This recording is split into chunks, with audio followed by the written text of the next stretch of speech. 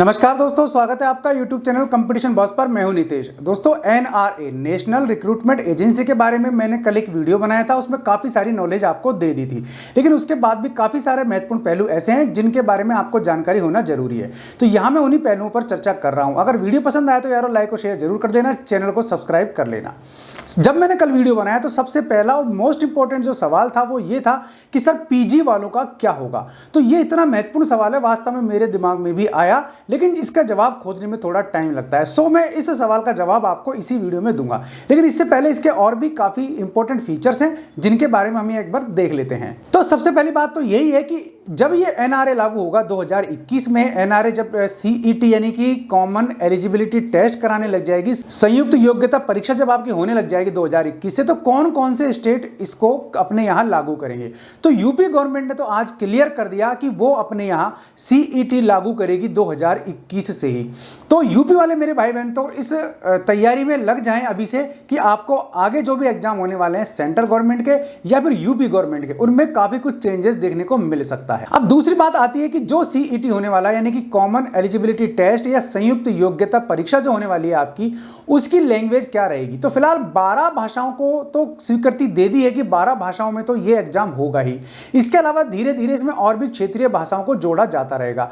अनुसूची 8 में जितनी भी लैंग्वेज है, संभव है कि उन सभी भाषाओं में ये सीईटी होने लग जाए और इसका बेनिफिट आपको मिलने लग जाए। सीईटी साल में 2 बार होगा, ये मैं आपको बता ही चुका, और हर जिले में इसका केंद्र होगा, ये मैं आपको बता ही चुका। अब इससे बेनिफिट क्या होगा कि आपको अपने नियरेस्ट जिले में एग्जामिनेशन सेंटर मिल जाएगा, लेकिन इसका थोड़ा सा नुकसान हो सकता है। जिस तरीके से पहले हुआ करता था कि लोग बाग सेटिंगबाजी में लग जाते हैं और वहां अपना काम निकाल लेते हैं, ऐसे में वो लोग जो तैयारी करते हैं और इंटेलिजेंट होते हैं उनको नुकसान होने की संभावना होती है। इसीलिए सेंटर्स दूर दराज में देने का चलन बना था, लेकिन सीईटी में इसे एक बार फिर से खत्म किया जा रहा है। इसका मतलब सरकार आप लोगों पर विश्वास करती है कि आप मेहनत से ही आगे बढ़ेंगे, सेटिंगबाजी में नहीं पड़ेंगे। अब बात आती है उम्र सीमा की। सीईटी के लिए एज लिमिट क्या होगी। तो अभी तक जो भी एज लिमिट है यानी कि मैक्सिमम एज लिमिट 40 साल है अमूमन स्टेट्स में, अमूमन वैकेंसीज के लिए।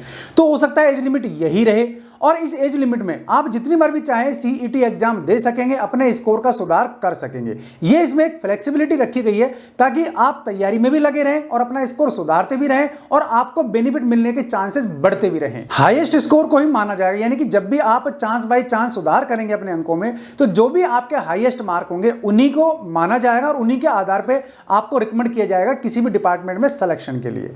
सारे के सारे टेस्ट, सारी प्रक्रिया फॉर्म भरने से लेकर के रिजल्ट आने तक की प्रक्रिया ऑनलाइन ही होगी। एग्जाम भी आपका ऑनलाइन होगा। अगर आप ऑनलाइन फ्रेंडली नहीं है तो इसके लिए आपको प्रयास अभी से शुरू कर देने चाहिए। अब सबसे बड़ी बात, जो क्वेश्चन पेपर है वो ऑब्जेक्टिव टाइप ही होगा, यानी कि आपका ABCD आपको ऑप्शन मिलेंगे, इनमें से सही ऑप्शन आपको चुनना है।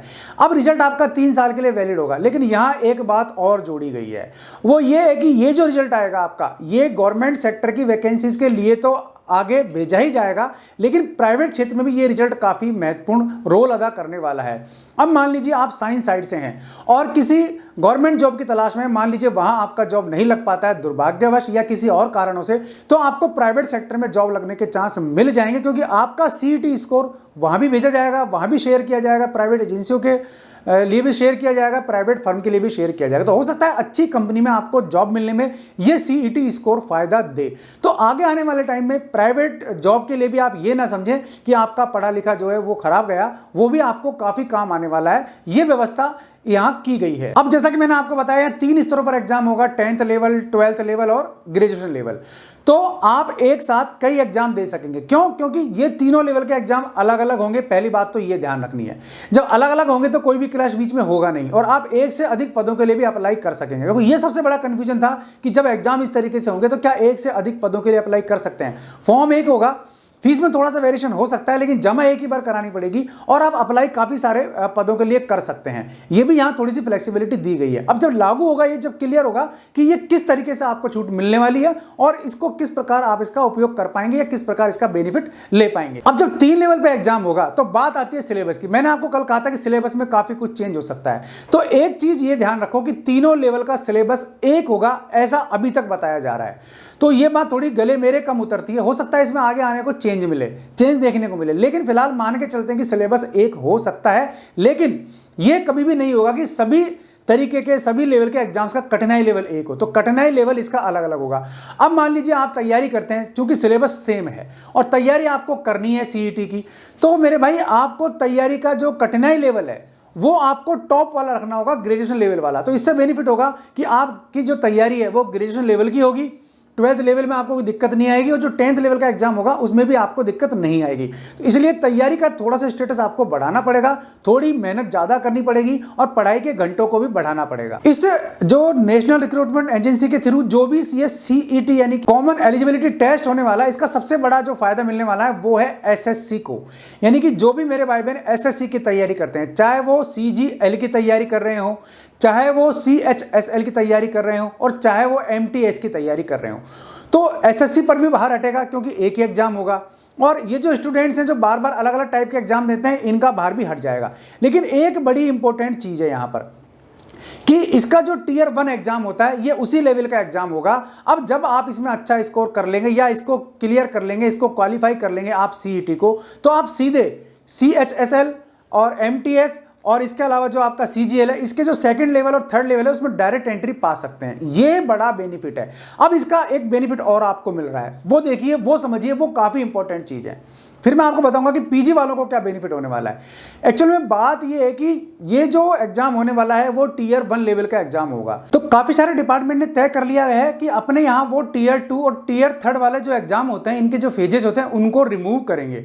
तो ऐसे में Tier 1 एग्जाम में जो क्लियर होगा उसके सिलेक्शन के चांस ज़्यादा बन जाएंगे। तो इसका सीधा सीधा फायदा 3 करोड़ स्टूडेंट्स को मिलने की संभावना है, ऐसा सेंट्रल गवर्नमेंट की ओर से दिए गए डाटा के अनुसार मैं आपको बता रहा हूं। यानी कि डायरेक्ट जो बेनिफिट है NRA का या CET का, वो मिलने वाला है SSC की तैयारी करने वाले भाई बहनों को, रेलवे की तैयारी करने वाले भाई बहनों को, और बैंकिंग की तैयारी करने वाले भाई बहनों को। लेकिन बाकी जो डिपार्टमेंट्स हैं उनमें भी ये लागू होगा। किस किस तरीके से ये अभी क्लियर नहीं हुआ है, लेकिन सरकारों को ये लागू करना पड़ेगा और उसका बेनिफिट आगे जैसे जैसे सामने आएगा वैसे वैसे मैं भी आपको बताता चला जाऊंगा। यानी कि जो चेंज होने वाला है वो केवल फर्स्ट फेज का जो एग्जाम है उसी में होने वाला है।